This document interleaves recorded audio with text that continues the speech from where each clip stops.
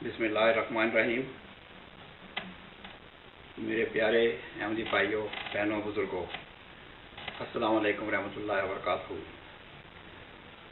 آج کی ویڈیو کا ٹاپک جو میں نے لیا ہے وہ مرزا بشیر الدین محمود احمد کی کتاب انوار العلوم جلد دوم میں سے لیا ہے۔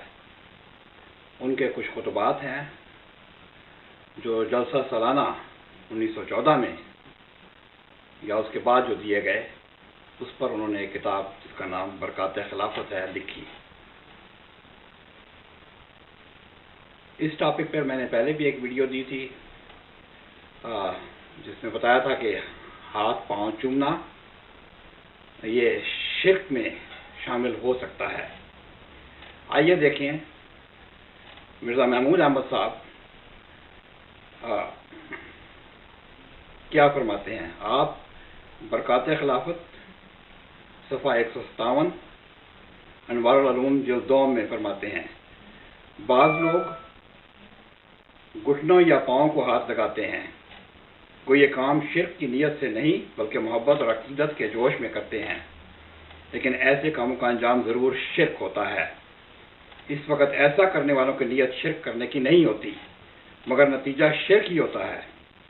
بخاری شریف میں آتا ہے، ابن عباس رضی اللہ عنہ کہتے ہیں کہ قرآن شریف میں حضرت نوح کی قوم کے جن بتوں کے نام آئے ہیں وہ دراصل مشرک قوم کے بڑے بڑے آدمی تھے۔ ان کے مرنے پر پچھلوں نے ان کی یادگاریں قائم کرنی چاہیے تاکہ ان کو دیکھ کر ان میں جو صفات تھیں ان کی تحریک ہوتی رہے۔ اس کے لیے انہوں نے اسٹیچو یعنی مجسمہ بنا دیے، لیکن ان کے بعد آنے والے لوگوں نے جب دیکھا کہ ہمارے آباء و اجداد ان مجسموں کو عزت کی نگاہ سے دیکھتے تھے تو انہوں نے ان کی اور عزت کرنی شروع کر دی۔ پھر اسی طرح رفتہ رفتہ ان کی تعظیم بڑھتی گئی، بالآخر نوبت یہاں تک پہنچ گئی کہ ان کے آگے سجدے کیے جانے لگے اور ان کی اصل حالت کو بھلا کر انہیں خدا کا شریک بنا لیا گیا۔ تو بعض باتیں ابتدا میں چھوٹی اور بے ضرر معلوم ہوتی ہیں مگر ان کا نتیجہ ایسا خطرناک نکلتا ہے کہ پھر اس کی تلافی ناممکن ہو جاتی ہے۔ میری اپنی حالت اور فطرت کا تو یہ حال ہے کہ میں ہاتھ چومنا بھی ناپسند کرتا تھا۔ بقول ان کے لوگ حضرت مسیح موعود اسلام کے ہاتھ چومتے تھے اور وہ اس سے منع نہ فرماتے تھے، جس سے میں سمجھتا تھا کہ یہ جائز ہے، لیکن میرے پاس دلیل کوئی نہ تھی۔ پھر خلیفۃ المسیح جن کی نسبت حضرت مسیح موعود علیہ السلام نے فرمایا کہ میرے قدم بقدم چلتا ہے، ان کے ہاتھوں کو لوگ چومتے۔ آپ میرے استاد بھی تھے اور دوسرے خلیفہ وقت۔ میں آپ کے فعل کو بھی حجت خیال کرتا تھا، لیکن مجھے پوری تسلی جو دلائل کے ساتھ حاصل ہوتی ہے تب حاصل ہوئی جب میں نے دیکھا کہ حضرت صلی اللہ علیہ وسلم کے ہاتھوں کو بھی صحابہ چومتے اور آنکھوں سے لگاتے تھے۔ اس لیے میں ایسے لوگوں کو جو ہاتھ چومتے ہیں روکتا تو نہیں، لیکن انہیں ایسا کرتے دیکھ کر مجھے شرم آ جاتی ہے، اور میں صرف اس لیے انہیں منع نہیں کرتا کہ یہ کام اپنی محبت اور عقیدت کے جوش میں کرتے ہیں، لیکن ان باتوں کو بڑھانا نہیں چاہیے تاکہ وہ شرک کی حد تک آگے نہ پہنچ جائیں۔ اب آپ یہی دیکھ لیں کہ یہ آخر میں اسی نتیجہ پہ پہنچتے ہیں کہ ہاتھوں کو چومنے سے بظاہر تو یہ تعظیم اور پیار لگتا ہے، لیکن اس کا نتیجہ شرک ہوتا ہے۔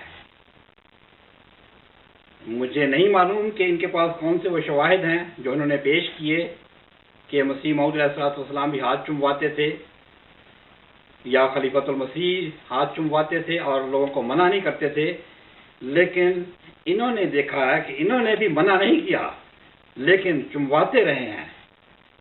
ان کا اگر جب انہوں نے یہ پڑھ لیا تھا کہ یہ اس حد تک آگے نہیں بڑھنا چاہیے، ایسا نہ ہو کہ یہ لوگ انہی جن کے ہاتھ چومتے ہیں ان کو اتنا بڑا درجہ نہ دے بیٹھیں کہ خدا کی جگہ ان کی پرستش کرنا شروع کر دیں۔